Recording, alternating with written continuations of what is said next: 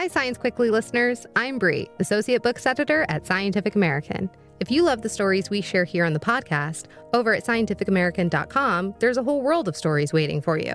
You'll find my book recommendations and curated reading lists, along with deeply reported articles and science news that helps you stay informed, curious, and connected. I love finding books that push me to think about the world in new ways and hope our stories do this for you too. And if you're in New York, join me on November 20th at 7:30 p.m. at Greenlight Bookstore for a panel discussion with some of the incredible authors we recommended this year. Now, if you believe in the power of great science storytelling like me, please consider subscribing to Scientific American at scientificamerican.com/getsciam/sciencequickly to help support everything we do.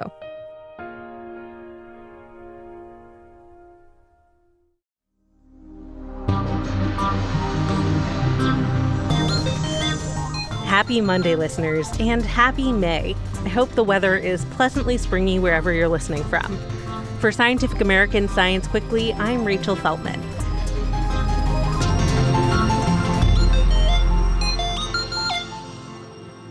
Let's kick off the month with a quick roundup of some science news you may have missed last week. First, a crucial report on climate change is under threat. The National Climate Assessment, published by the federal government every few years since 2000, provides the most comprehensive look at how climate change is impacting the U.S.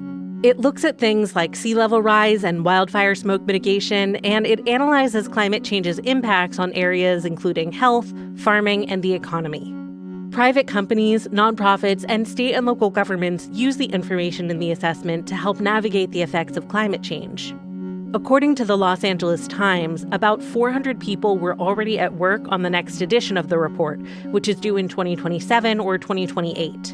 Last Monday, all of those volunteer authors were dismissed via an email that said the scope of the 6th National Climate Assessment is currently being reevaluated.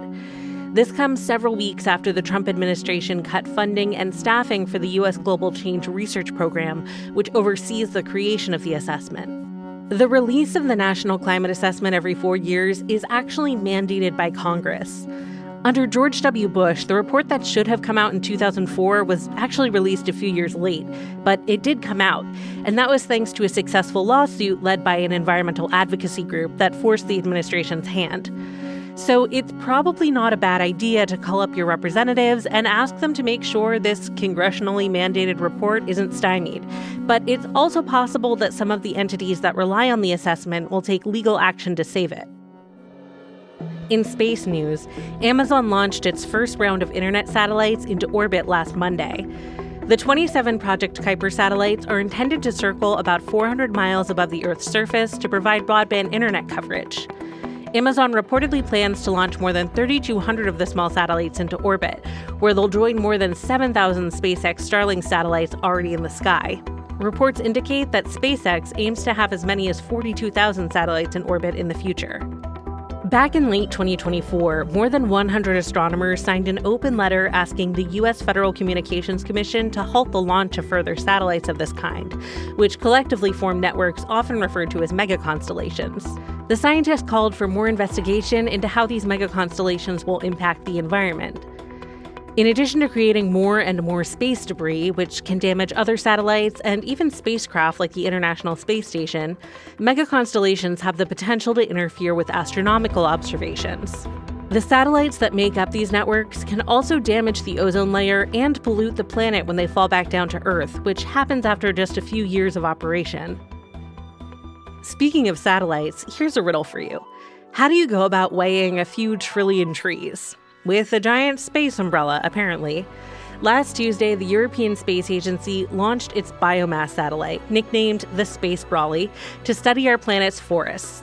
An estimated 1.5 trillion trees in Earth's forests absorb around 8 billion metric tons of carbon dioxide each year. But it's difficult to estimate exactly how much carbon is getting stored, especially as forests are damaged and destroyed by human activities. The biomass satellite will use a special type of radar to see through forest canopies and measure the woody material that stores most of the carbon. Farther out in space, new data from NASA's Juno spacecraft offers insights into the extreme environment of Jupiter and its moon Io. One of the most exciting findings focuses on Jupiter's giant cyclones. While hurricanes on our planet typically pop up one by one and tend to stay at lower latitudes, Jupiter has a consistent cluster of cyclones around its poles. One is quite close to the North Pole itself, and another 8 circle around it. After years of observing these cyclones, scientists say they've seen the storms slowly drift toward the pole, but then bounce off one another when they get close. That could help explain why this set of storms is so stable. Juno also provided an update on Io's volcanic activity. This Jovian moon is constantly squeezed by the massive planet's gravitational pull, which creates enough friction to melt parts of Io's interior. That means Io has pretty much constant volcanic activity. In December, Juno spotted a massive new volcanic hotspot in Io's southern hemisphere.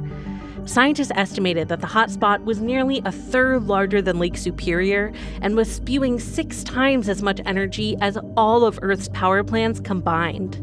According to the latest Juno data, that eruption was still spitting out ash and lava as of March 2nd. Scientists hope to observe it again during another close flyby on May 6th. We'll end with a fun story, or maybe kind of a bummer of a debunking, depending on your perspective.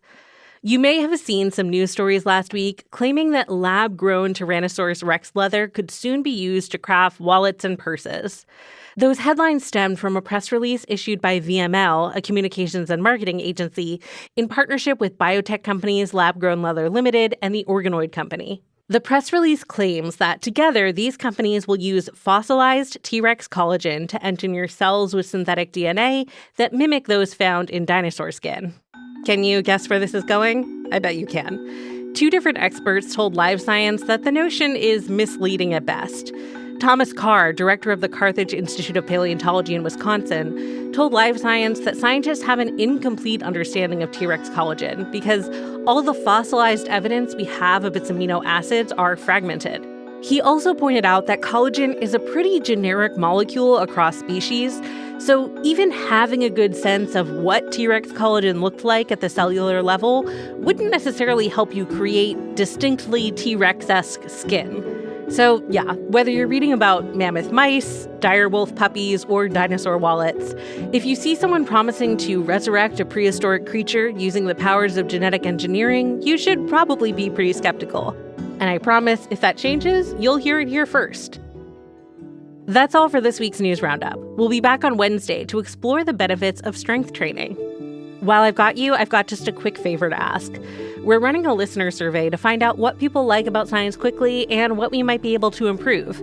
If you complete it this month, you'll be entered to win some sweet SciAm swag. Go to sciencequickly.com/survey to help us out. We'll also include a link in this episode's show notes. Science Quickly is produced by me, Rachel Feltman, along with Fana Mwangi, Kelso Harper, Naima Marcy, and Jeff Delvisio.